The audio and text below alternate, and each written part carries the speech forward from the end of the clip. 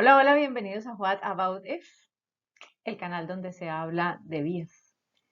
En el video anterior, recuerda que esto es una serie de videos y en la descripción están todos listados con sus links. Míralos allá.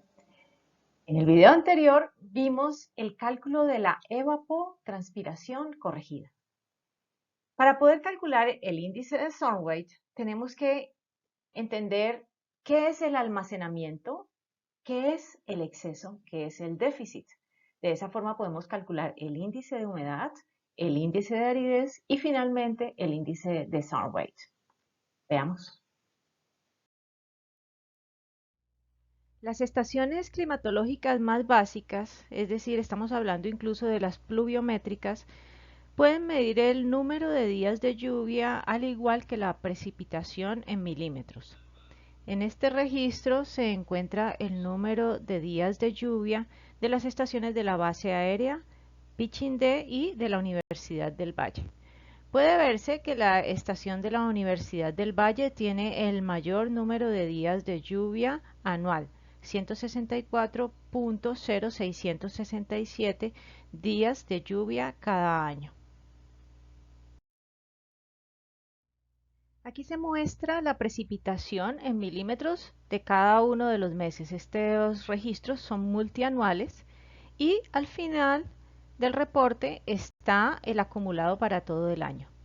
Particularmente en la Universidad del Valle se tienen 1483.4 milímetros de lluvia al año. El almacenamiento, déficit y exceso es necesario calcularlos mes a mes, progresivamente.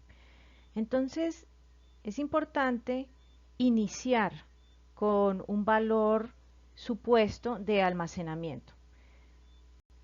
Este valor supuesto de almacenamiento debe estar entre 0 y 100 milímetros.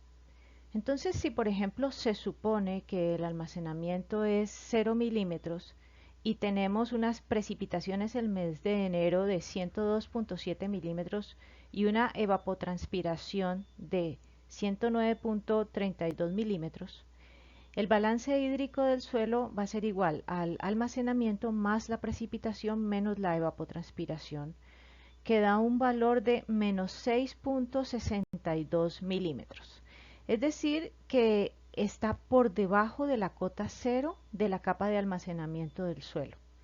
Entonces vamos a decir que es un déficit. Se registran los datos almacenamiento cero, porque el agua quedó por debajo de la capa de almacenamiento, no hay excesos y todo es un déficit que es de 6.62 milímetros. Este déficit se registra como positivo. Se registra es el valor absoluto del déficit.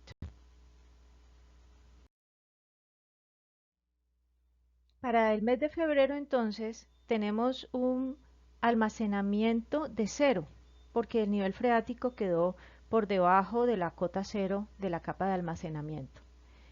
Se tienen unas precipitaciones de 109.45 milímetros y una evapotranspiración de 101.7 milímetros. De esa forma, el balance hídrico del suelo va a ser 7.75 milímetros. Es decir, que en este mes el agua quedó dentro de la capa de almacenamiento. Tenemos un almacenamiento que es 7.75 milímetros, no hay excesos, el exceso se registra en cero y no hay déficit, se registra también en cero.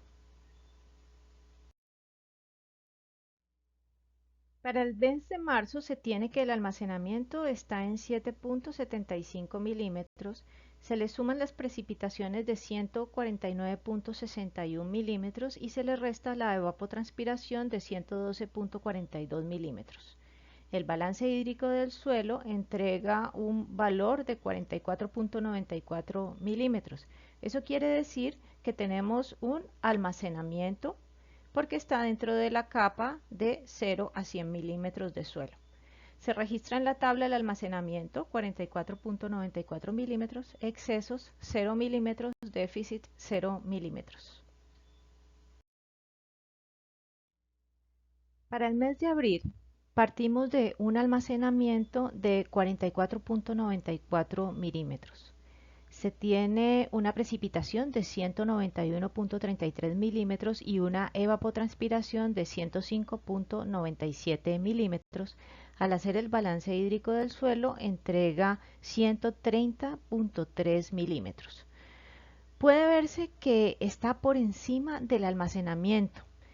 Estaría el nivel freático desbordándose de la capa de almacenamiento de los 100 milímetros.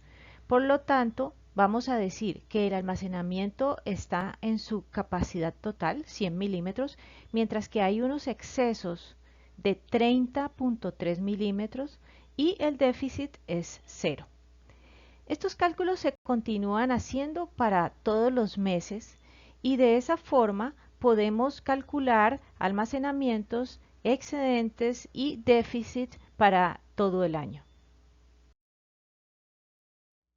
Una vez terminado el proceso de cálculo de todos los meses, es importante verificar si el almacenamiento obtenido en diciembre, en este caso se obtuvieron 100 milímetros que están resaltados en azul en la tabla, son iguales al almacenamiento que se supuso al inicio del ejercicio, es decir, un almacenamiento de 0 milímetros.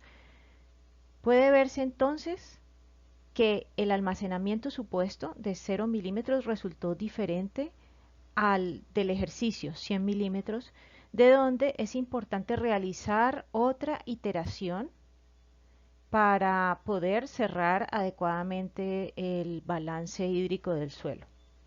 Para cerrar este ejercicio, entonces vamos a tomar ese valor de 100 obtenido en diciembre, resaltado ahí en la celda azul, lo vamos a tomar como el nuevo A sub I menos 1 y se va a volver a realizar todos los cálculos.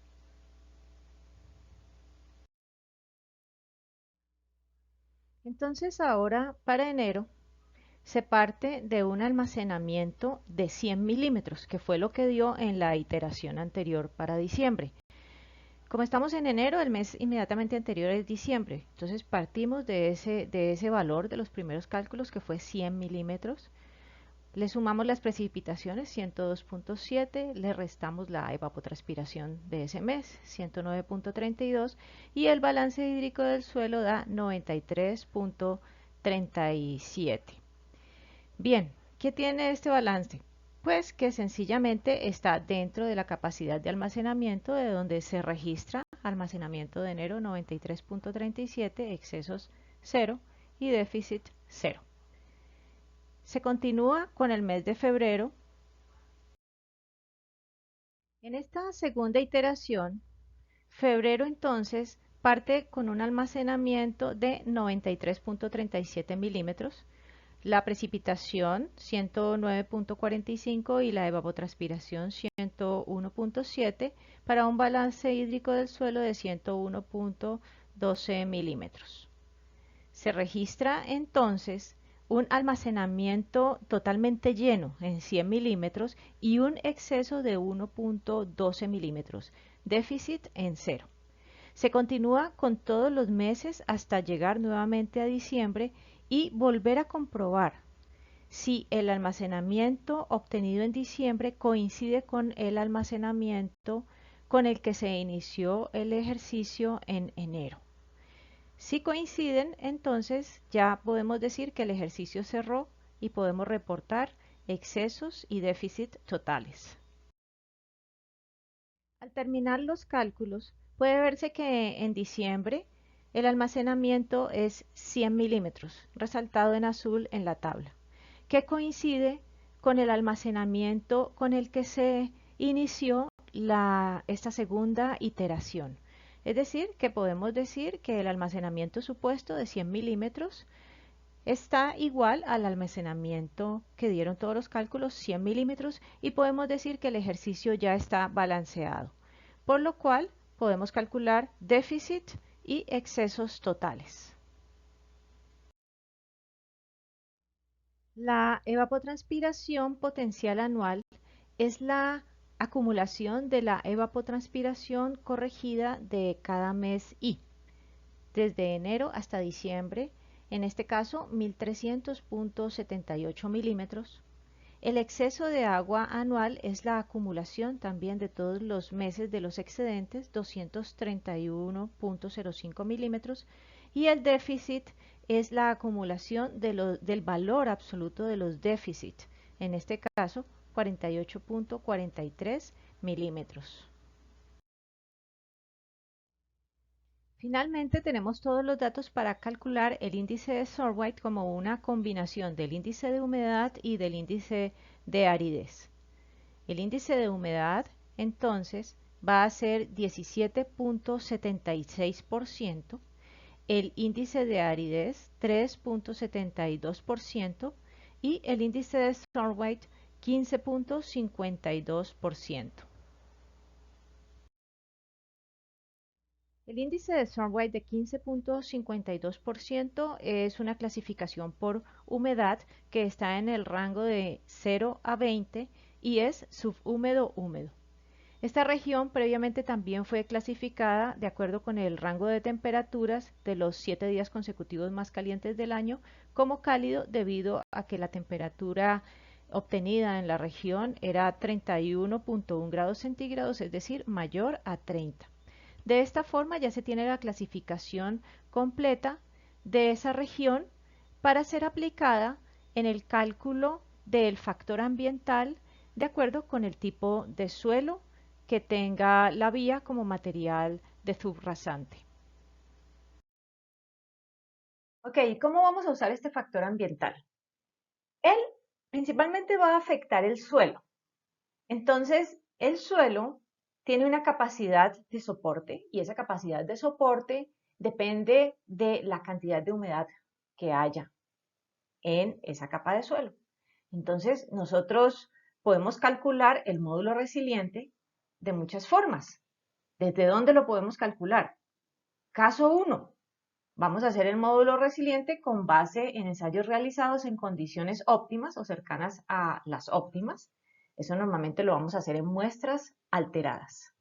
Entonces debemos hacer la afectación respectiva por el factor ambiental.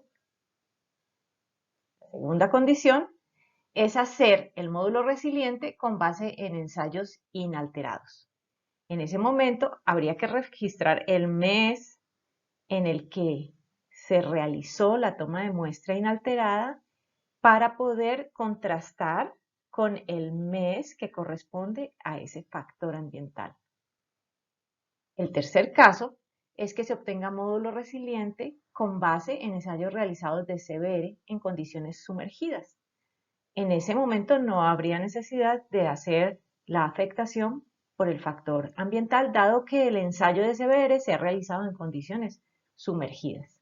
Y el último caso es aquel en el que se requiera obtener el módulo resiliente para diseño a partir del uso de un mejoramiento complejo. Entonces, es importante aclarar que el cálculo del factor ambiental también se puede obtener en términos de valores mensuales, realizando la metodología descrita y calculando todas las variables precedentes en términos de valores mensuales. Bueno, que tengas un lindo día. Te espero en el próximo video. Seguiremos trabajando con el factor ambiental y los suelos. Nos vemos.